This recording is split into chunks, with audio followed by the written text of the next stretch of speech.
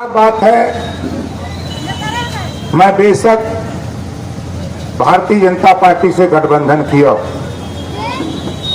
और माननीय नरेंद्र मोदी जी ने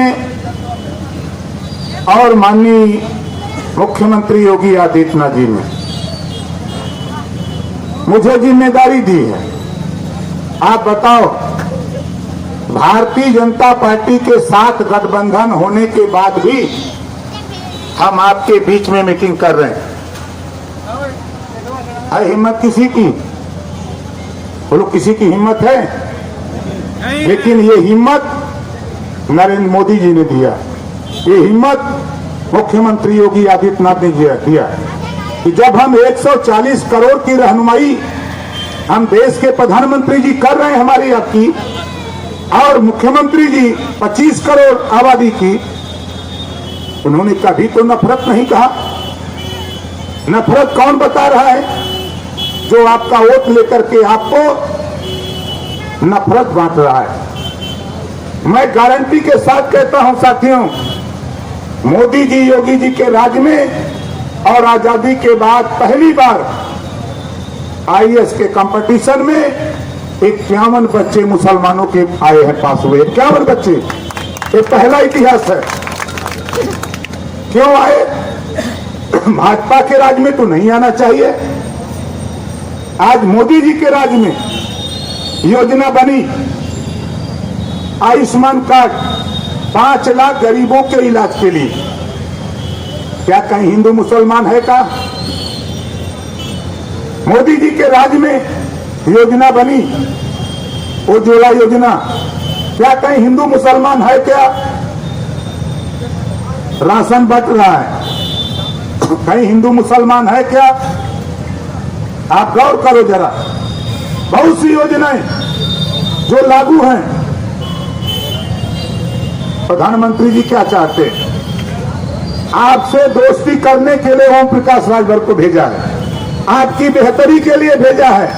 आप हमारे साथ एक बार आओ और हम मोदी जी को विश्वास दिलावें कि देखो भाई प्रधानमंत्री जी, ये लोग आपके साथ दोस्ती करके अपना विकास चाहते हैं। मैं तो पढ़ा हूं, खुदा उसी की मदद करता है जो खुद अपनी मदद के लिए तैयार होता है। लेकिन आप क्या करते हो?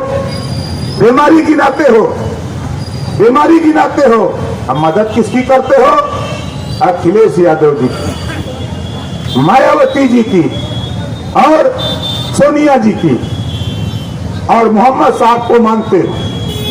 मोहम्मद साहब ने कहा है, बेकस बेपनाह लाचार कमजोर मजलूम की मदद करो। आप मोहम्मद साहब को मानते हो, सबसे मजलूम सबसे कमजोर उत्तर प्रदेश में अगर कोई है तो वह अखिलेश यादव जी, मायावती जी हैं, सोनिया गांधी हैं। आप मोहम्मद साहब को पढ़ते हो, हम तो थोड़ा बहुत जानते हैं, लेकिन आप उठा के देखो ओम प्रकाश राजभर, जो बाबा साहब डॉक्टर अंबेडकर जी ने पावर दिया वोट का, थोड़े से इलाके में इस वोट के पावर को इकट्ठा किया। आज बताओ, देश की राजनीति में ओम प्रकाश राजभर दिखाई दे रहा है कि नहीं दिखाई दे रहा है? देश की राजनीति में क्यों आ गया?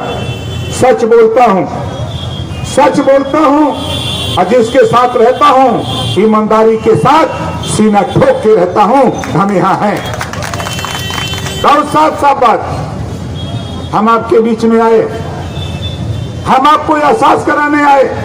बाबा साहब डॉक्टर अंबेडकर जी ने कहा था, गुलामों को गुलामी का एहसास करा दो तो गुलाम अपनी बेड़ी की जंजीर तोड़ने के लिए छटपटा उठेगा। अब आप कहोगे कि हम कहां गुलाम हैं? आप देखो, आजादी के बाद नौकरियों में आप 38% थे। आजादी के बाद नौकरियों में मुसलमान 38% था।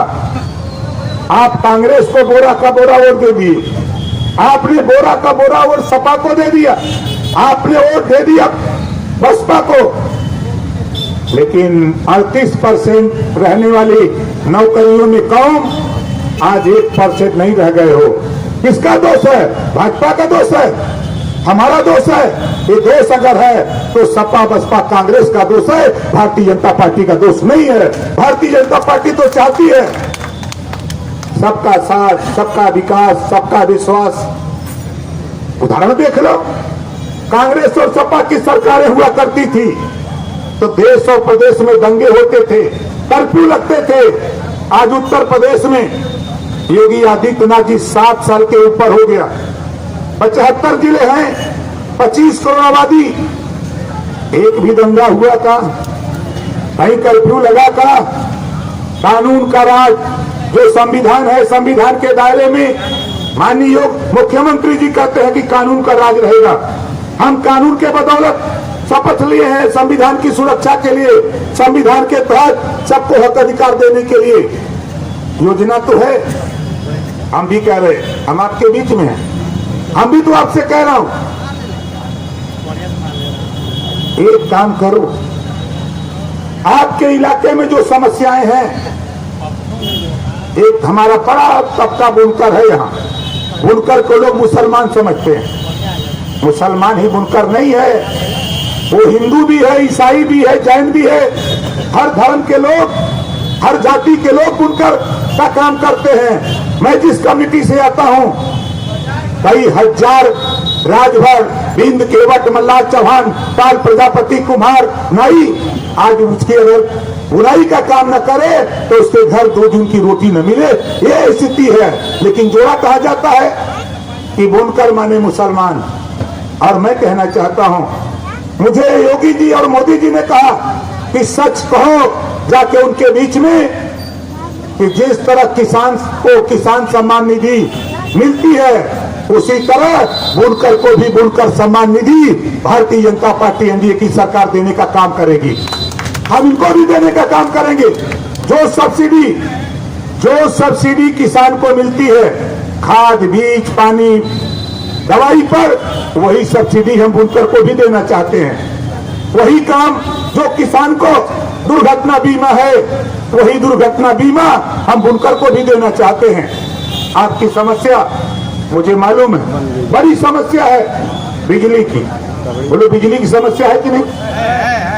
कितने लोगों को बिजली की समस्या आज हाथ उठाओ, जिसको जिसको जानकारी है इसके निदान के लिए। बहुत नहीं, मैं बहुत कुछ नहीं कहता, लेकिन खुली किताब की तरह कह रहा हूं, 24 में मोदी जी को प्रधानमंत्री बनने से कोई रोक नहीं सकता है। नोट कर लेना, जो माहौल है वो बनेगा 24 में। और 3 साल योगी जी मुख्यमंत्री तो रहेंगे कि कोई हटा देगा?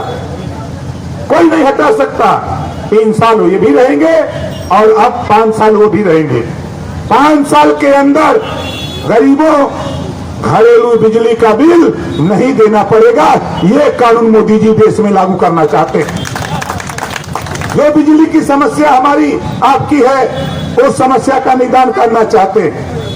मोदी जी चाहते हैं, बेरोजगारी चरम पे है, हम भी चाहते थे, हम भी देख रहे हैं। हम पावर लूम चला रहे हैं तो हमारा बेटा भी पावर लूम चलाएगा, आने वाली उसकी भी पीढ़ी पावर लूम चलाएगी? नहीं। मोदी जी की सोच है आगे 5 साल 24 के बाद नई शिक्षा नीति ले आएंगे और नई शिक्षा नीति लाकर कक्षा 6 से रोजगार परक शिक्षा, मोबाइल बनाना, मोटरसाइकिल बनाना, फ्रिज बनाना, एसी बनाना, कूलर बनाना, इस तरह के 100 विषय होंगे। एक विषय हर बच्चे को पढ़ना अनिवार्य होगा। देश में तकनीकी शिक्षा 5 साल के अंदर लागू करके मोदी जी दिखाना चाहते हैं। ये देश के नौजवानों को रोजगार देने की योजना बना रहे हैं।